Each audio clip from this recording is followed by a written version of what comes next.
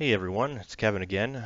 Today I want to talk about optimization, and this is a big deal in video games, especially early video games. Back in the 8-bit and 16-bit eras, doing complex calculations was basically out of the question, so clever developers like to pre-compute certain equations and save them into a table, and so later on they can just look up the information.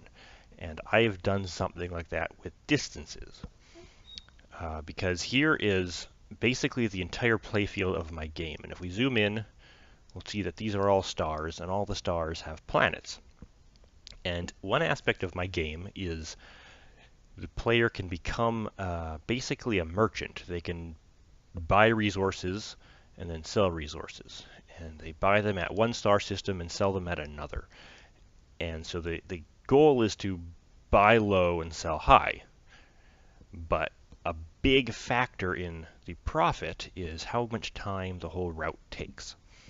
So if someone starts, let's say, over here by this blue star, and their route is from this star to that star, they can buy it cheap here and sell it expensive here.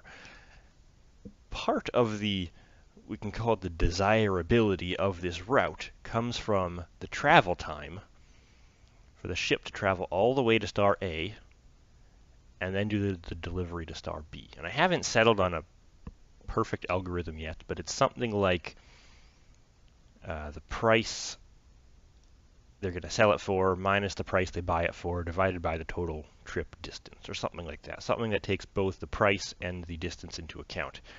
And it's the distance that causes complications, because there's going to be other NPC ships that are flying around the galaxy also doing this trading, and it's going to be a live economy and prices are going to fluctuate.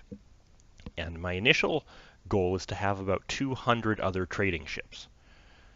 So when they need to calculate an optimal trade route, they have to do tons of distance checks from all the stars to all the other stars, times the number of resources, times the number of ships, and that quickly gets way out of hand. You're doing like tens of thousands of distance calculations.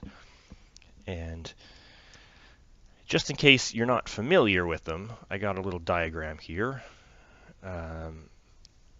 We could say A is the pickup star and B is the drop-off star, and we want to get this distance. And it's really simple high school math. It's just Pythagoras' theorem.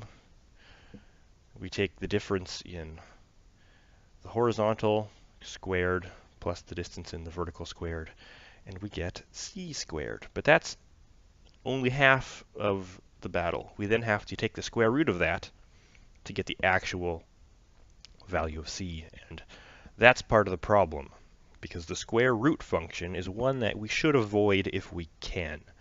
Most of the CPU time in this algorithm is going to be spent trying to crunch this number right here, and that's because the square root function is iterative.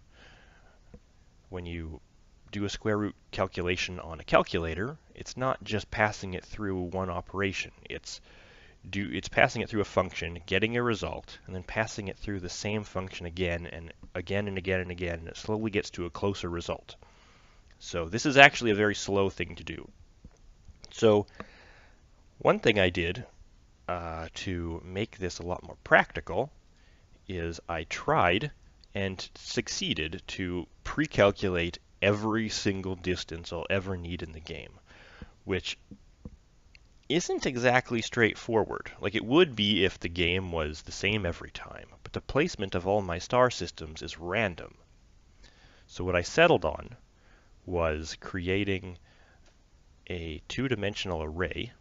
I call it distance table, and I've split the galaxy up into grids, and they are 100 units by 100 units, and they are denoted by these boxes here. Every intersection is a point in this distance table.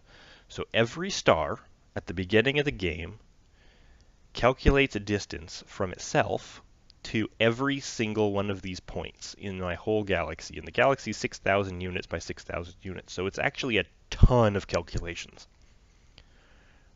But it only takes like half a second, or probably less. And that's right when the game's loading, so the player doesn't actually know.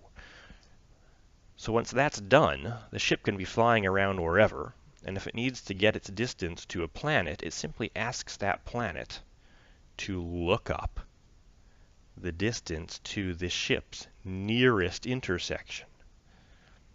And I do that simply by taking the ship's coordinate and rounding it to the nearest 100, which is a very cheap operation.